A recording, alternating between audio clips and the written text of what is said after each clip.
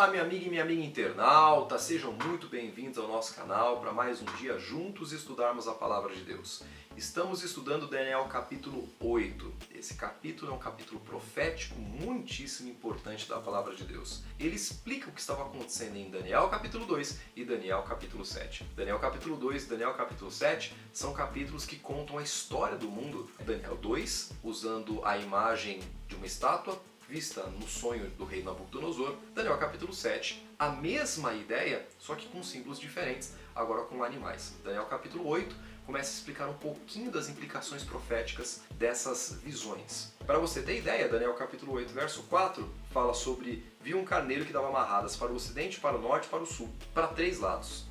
Ninguém podia lhe resistir o poder, nem havia quem pudesse livrar-se do seu poder, ele porém fazia segundo a sua vontade e assim se engrandecia. Essas marradas para esses lados mostravam a expansão do seu território. E depois, Daniel capítulo 8, verso 20 diz assim: aquele cordeiro com 2 chifres que viste são os reis da Média e da Pérsia. O próprio livro se explica.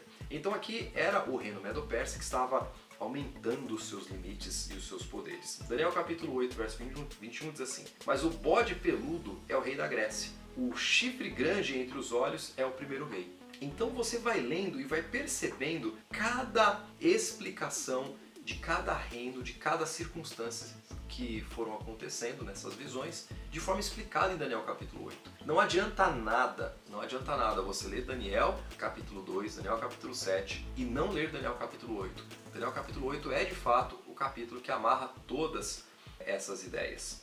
Para você ter ideia, Daniel capítulo 8 fala sobre a queda também de 2 grandes poderes. Fala sobre Alexandre o Grande, a morte dele e então os seus 4 generais se levantando depois de Alexandre o Grande. Ou seja, Daniel capítulo 8 traz informações muito importantes.